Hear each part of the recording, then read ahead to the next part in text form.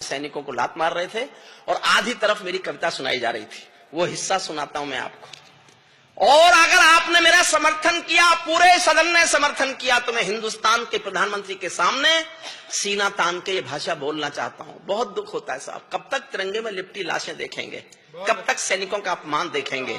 तब मैं 4 लाइन पढ़ता हूं, देखना चाहता हूं ये सदन कितना समर्थन करता है। भारत माता का बंटवारा है जिनकी अभिलाषा में, वे समझेंगे अर्जुन के गांडीव धर्म की भाषा में। फूल अमन के कभी नहीं खिलते कायर पर पार्टी में, नेहरू जी के श्वेत कबूतर मरे पड़े हैं घाटी में। दिल्ली वालों, अपने मन को बुद्ध करो या क्रुद्ध करो, कश्मीर को दान करो या गद्दारों से युद्ध करो।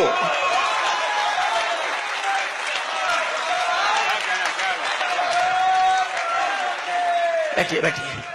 कश्मीर को दान करो या गद्दारों से युद्ध करो।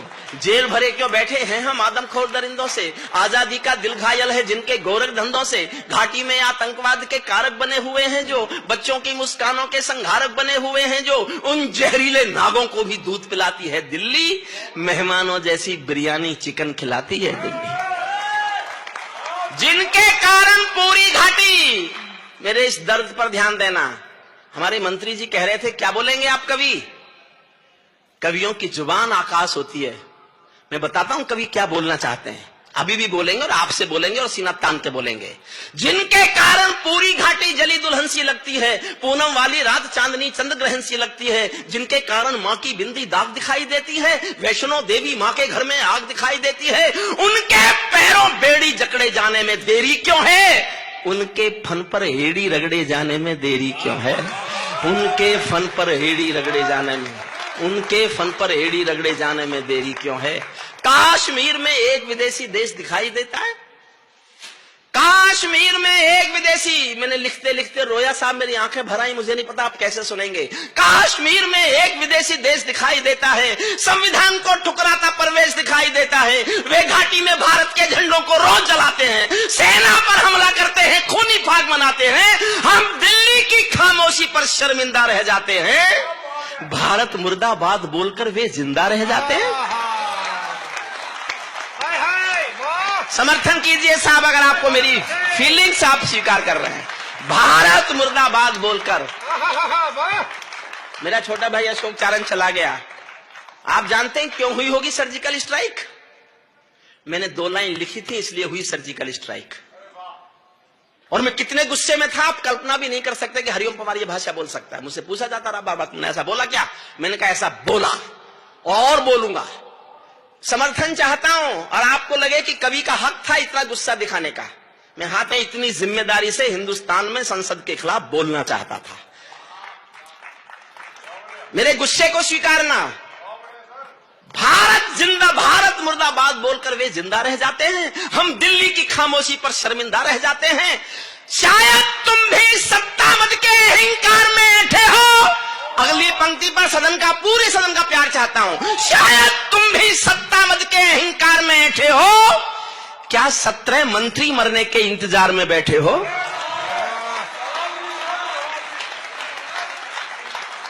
क्या 17 मंत्री मरने के इंतजार में बैठे हो? सेना पर पत्थरबाजों को कोई इतना समझा दो। इस साल की मेरी सबसे अच्छी पंक्ति पढ़ता हूं, प्रवीण शुक्ल को समर्पित करता हूं। समझ जाओ तो फिर तालियां मांगता हूं, क्योंकि हिंदुस्तान का एक रोग ही हो गया है कवि सम्मेलन का कि तालियां ही कविता का मापदंड हो गई हैं, जबकि तालियों से कविता का कोई लेना देना नहीं होता। मैं चाहता हूं उठे तालियां, आपकी पंक्ति समझ में आ जाए तो। सेना पर पत्थरबाजों को कोई इतना समझा दो, ये गांधी के गाल नहीं है उनको इतना बतला दो। ये गांधी के गाल नहीं है उनको इतना बतला दो। दिल्ली वालों, सेना को भी कुछ निर्णय ले लेने दो। एक बार पत्थर का उत्तर गोली से दे लेने दो। एक बार पत्थर का उत्तर गोली से दे लेने दो। जब चौराहों पर हत्यारे महिमा मंडित होते हो, एक छंद पढ़ता हूं बहुत अच्छा और मैं देखना चाहता हूं मैंने जोश में ज्यादा पढ़ा कि आपने जोश में ज्यादा सुना। ये मुकाबला है साहब, आप जीतेंगे तो आपको सैल्यूट करूंगा। ये मैं प्रयोग कर रहा हूं, मैं देखना चाहता हूं कि मेरे पढ़ने में जोश ज्यादा है कि जनता के सुनने में जोश ज्यादा है। अच्छा है। और इस छंद पर मैं आपके जोश में तय करना चाहता हूं कि जोश आप में आपने ज्यादा जोश में सुना या ज्यादा जोश में मैंने सुनाया। अंजुम जी, मैं आपसे अनुरोध करूंगा आप भी ध्यान से तालियां बजाना, समझने में बजने से कुछ मतलब है नहीं, क्योंकि मैंने आपकी उन गजलों पर, गीतों पर बहुत तालियां बजाई जो मेरी समझ में ही नहीं आई। आती नहीं मुझे तो, समझ में आ ही नहीं सकता। अगर मेरी समझ में आ गया होता तो माइकल बन गया होता ना। मन मांगता हूं पूरे सदन का साहब, आप तैयार हैं ना आप सुनने के लिए? इतनी देर तो मुझे आपको तैयार करने में लगी। फिर मैं एक मोदी पे कविता सुनाऊंगा आपको, जैसी प्रवीण ने सुनाई। प्रवीण ने हास्य में सुनाई, मैं हास्य जानता नहीं हूं। बस मैं तो इतना हास्य जानता हूं, जब हरियाणा की बेटियां मेडल लेके आई तो केजरीवाल साहब ने बयान दिया कि मैं भी बेटी होना चाहता था, लेकिन मोदी ने होने नहीं दिया। अच्छा, ये मेरे नहीं है, सुने हुए जमले, ये इन कवियों के सुनता रहता हूं मैं। पता नहीं किससे सुना मैंने, मनवीर से सुना, किससे सुना कि केजरीवाल साहब 5 कमरों के मकान में रहते हैं। 1 कमरे में उनका परिवार रहता है और 4 कमरों में मोदी के खिलाफ सबूत रहते हैं। ये उनके रहने। छंद पर जोश मांगता हूं साहब, सुनना। श्रद्धेय कुंवर बेचैन साहब के चरणों में रखता हूं। जब चौराहों पर हत्यारे महिमा मंडित होते हो, आतंकवादी मारा जाएगा तो जलसे होंगे उसके लिए, पाकिस्तान ब्लैक डे घोषित करेगा उसके लिए। जब चौराहों पर हत्यारे महिमा मंडित होते हो, भारत मां की मर्यादा के मंजर खंडित होते हो, जब कश भारत के नारे हो गुलमर्गा की गलियों में, शिमला समझौता जलता हो बंदूकों की नलियों में, तो केवल आवश्यकता है हिम्मत की, खुददारी की। दिल्ली केवल 2 दिन की मोहलत दे दे तैयारी की। सेना को आदेश थमा दो, घाटी गैर नहीं होगी। जहां तिरंगा नहीं मिलेगा उनकी खैर नहीं होगी। जहां तिरंगा नहीं मिलेगा। भाई साहब क्या बात है, क्या बात है, क्या बात है। जहां तिरंगा नहीं मिलेगा उनकी खैर नहीं होगी। बर्मा बांग्लादेश तलक सीमा पर ऐठे रहते थे, बर्मा बांग्लादेश तलक सीमा पर ऐठे रहते थे, और हमारे नेता चूड़ी पहने बैठे रहते थे। दिल्ली डरी डरी रहती थी पाक चीन की बॉर्डर पर, सेना बांधे हाथ खड़ी रहती थी किसके ऑर्डर पर। दुनिया को एहसास कराओ हम निर्णय ले सकते हैं, हम भी ईंटों का उत्तर अब पत्थर से दे सकते हैं। अब तो वक्त बदलना सीखो डरते डरते जीने का। दुनिया को एहसास कराओ 56 इंची सीने का। दुनिया को एहसास कराओ, दुनिया को एहसास कराओ 56 इंची सीने का। सैनिक अपने प्राण गंवाकर देश बड़ा कर जाता है। मेरी कविता की सबसे अच्छी पंक्तियां सुनना। सैनिक अपने प्राण गंवाकर देश बड़ा कर जाता है, बलिदानों की बुनियादों पर राष्ट्र खड़ा कर जाता है। जिनको मां के बलिदानी बेटों से प्यार नहीं होगा, उन्हें तिरंगे को लहराने का अधिकार नहीं होगा। उन्हें तिरंगे को लहराने का अधिकार नहीं होगा।